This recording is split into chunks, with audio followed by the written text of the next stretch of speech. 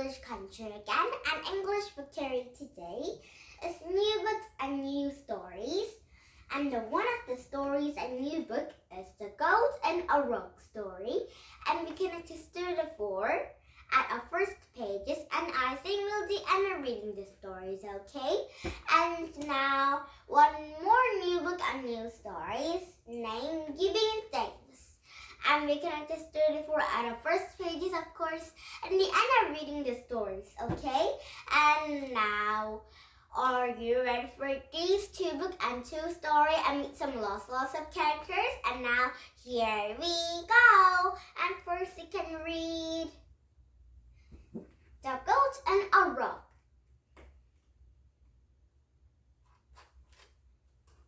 My name is Geraldine, and I live near a place called Window Rock with my neighbor friend Glammate. It's called a window rock because it has a big round hole in that looks like a window open to the sky. Glenmine is called a Glenmine most of the time because it's easier to say that in an Indian name. Gleegespa in English that means something like a famous world. But she's really a never weeper. I guess that's why one day she decided to whip me into a rock. I remember it was a warm sunny afternoon. Glimmy spent most of all the morning sharpening a large pair of scissors. I had no idea what she was going to use them for, but it didn't take me long to find out. Before I knew what happening was the ground gleaming was clipping my wool great long strands. It could mohair really. It didn't hurt at all, but a mint kicked up my heels some. I'm very ticklish for goat. I might have looked a little naked and silly afterwards. But my, did I feel nice and cool. So I decided to stick around and see what would now happen next.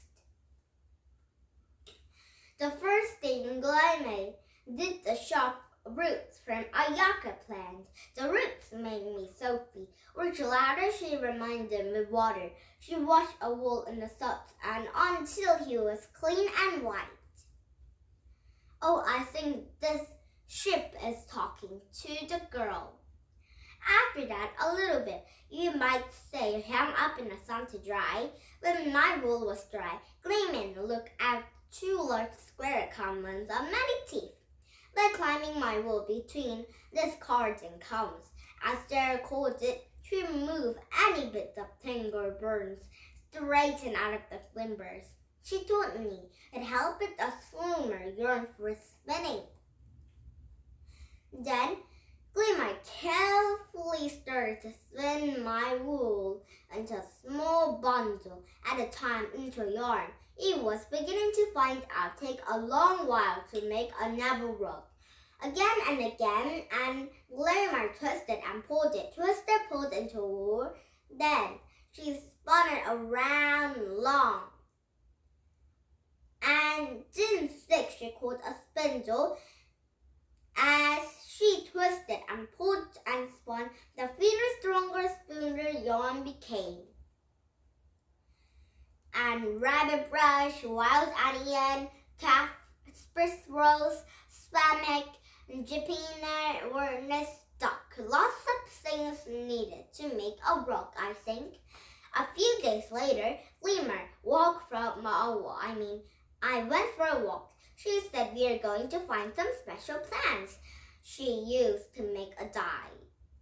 Oh, to make a dye to make a rug. I didn't know what dye means, but it sounded like a picnic to me. I do love to eat plants. That's what got me into trouble. And when Glamai was looking for more plants, I ate everyone she had already collected in her bucket. Delicious. And the next day, Glamai made me to stay home while she was walked 2 miles to a store. She said to a dye she could dye wasn't the same as the kind of made from the plants, but since I can make such a pig of myself, it would have to do. I was all really worried that she would still be angry with me when she got back, and she wasn't. So, and pretty soon she had 3 pig ponds of the dye and a boiling over a fire. And then I saw Glennie means by dyeing. She dipped a white wool into one pot and it turned pink. She dipped it again and turned it into a darker pink. And by the time she'd finished dipping it and out and hung it to dry, it was a beautiful deep red. And after that, she dyed some of my wool brown and some of it black.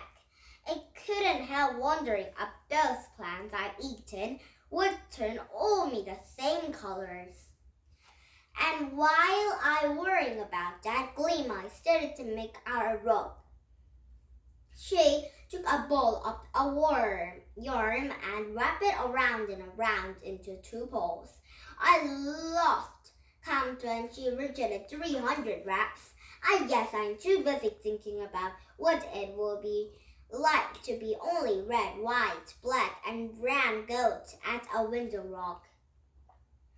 And it wasn't long before Gleameye had finished wrapping, and when she hung the poles and a yarn on a big woolen frame, it looked like a picture frame made of logs and called a loom. After a whole week of getting to ready to leave, Gleameye stared. She began to waving at a bottom of the loom. Then one stared up the yarn at a time, and our rug started to grow to the top. A few stains of black and a few brown and a few of red, ended out back and forth until the few days pattern in our rug and clear to see. We rocked her very slowly, just as every now before her head, gone for hundreds and hundreds of years, Gleameye from a design that would never be complicated. At that last, waving was finished, but not until I checked quietly Georgely in the front and in back did I let Gleameye to take our rug off the loom. There was a lot of meat in the rug. I wanted to do it perfect, and it was. And I since then in a whole green almost long enough as a Gleameye to take me another rug. And I hope will be very soon because you see there aren't too many weavers that, like Gleameye, left among the neighbors. And there's only one goat like me. Gleameye. It is a true story of the weaver, her goat who lived in the Navajo Nation and a window rock, Arizona. And now the end of reading this, The Goat in the Rock story. And now new book and new story to read, Giving Thanks story, alright?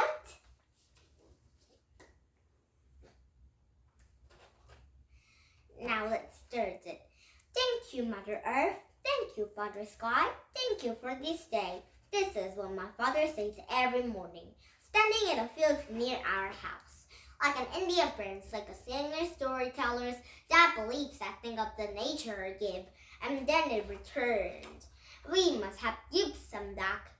We must give thanks. He give thanks to the frogs and creeks and singing down by creeks. Singing down by creeks. Oh yes, right. And to our old tiny banks with 6 or 8 legs, waving their tiny stories to close the earth. And he says thank you to caterpillars and a wild mushroom that smell like pumpkins. He says thank you to the trees that wave their arms and spin their leaves like a brace. He says thank you frogs like a grimace, a tall grass and a pointy ears and a bushy tail dancing. He says thank thank you to the deer who have passed this way. The crick had 2 fingers pressed at the door, pointing to the water. He gives thanks to a quail who have a scalar and a raven. He says thank you to a jackrabbit. It zigs and zags, jumped in a leaps and 25 feet through the air, dancing in a shadow. He says thank you, Hunk. He circles high in the sky. It scurry before it dies. He says thank you, Grandfather Sun, as began to sing behind the hills, thank you for this day. And says thank you, Grandmother Moon, for coming this way. Next. To me, a little embarrassing to say thanks to a tree and things, but Dad says it will be a habit and make you feel good. Thank you, stars, I said as he near home, and the stars come out, one by one, as if from hiding. Now, the end of reading this Giving Thanks story too, and now did I have fun? Here's English Country. We'll come back with some new books and new stories, alright? And now, this Giving Thanks story with a goat and a rug story will be bye-bye for now, with some lovely rug, with some lovely land or a ship, and or a Giving Thanks story with Dad and Son, okay? And now, bye-bye for now, and have a nice day, and have a nice Thursday.